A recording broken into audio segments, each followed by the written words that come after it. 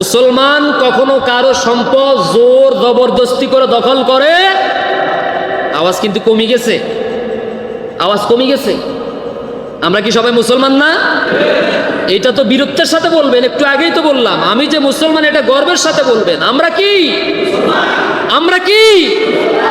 সুতরাং কোন মুসলমান, কোন ইমানদার, আল্লাহর কোন বান্দা, তার কোন আত্মীয় স্বজন, তার কোন প্রতিবেশী, তার সমাজের, তার দেশের কোন মানুষের সম্পদ, কোন হক অন্যায়ভাবে জবরদস্তি করে ক্ষমতা খাটাইয়া পিঠ মারধর করে জুলুমের মাধ্যমে, ক্ষমতা প্রদর্শনের মাধ্যমে কারো সামান্য পরিমাণ সম্পদ সে দখল করতে পারে না। ঠিক কিনা বলে? এটার সাথে ইসলামের কোনো সম্পর্ক নাই। আল্লাহ নবীজি সাল্লাল্লাহু আলাইহি সাল্লাম লক্ষ্য করলেন, কাবা ঘরের দরজার মধ্যে তালা লাগানো, কিন্তু চাবি কার কাছে?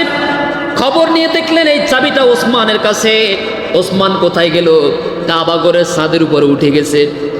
নবীজি সাল্লাল্লাহু আলাইহি সাল্লাম বলছেন, ওসমান চাবিটা দিয়ে দাও, আমি কাবা ঘরের ভিতরে প্রবেশ করব।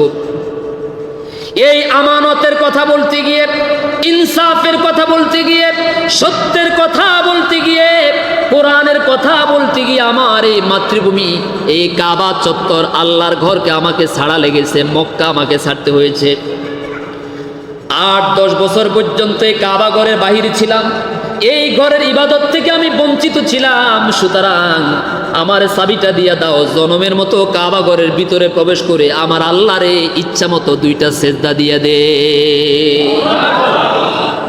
কিন্তু উসমান রাদিয়াল্লাহু তাআলা বলছেন, না, আমি আপনাকে চাবি দেব না, কারণ এই চাবি দিলে হয়তো আপনি আমার চাবি দিবেন না।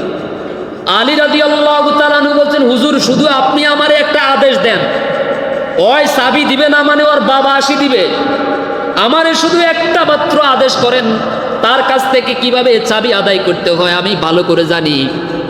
নবীজি বললেন, আলী, না, জোর করে জবরদস্তি করে চাবি আদায় করার দরকার নাই। ওসমান, তুমি নেমে আসো, আমি বিশ্ব নবী তোমাকে ওয়াদা দিয়ে দিলাম, এই কাবা ঘরের চাবি এতদিন পর্যন্ত যেহেতু তোমার হাতে ছিল, আজকের পর থেকে এই চাবি তোমার হাতে থাকবে। যেরকম সুবহানাল্লাহ। তাড়াতাড়ি নেমে আসলেন, নবীজি কাবা ঘরের তালা খুললেন, চাবি দিয়ে তালা খুলে সেখানে প্রবেশ করলেন।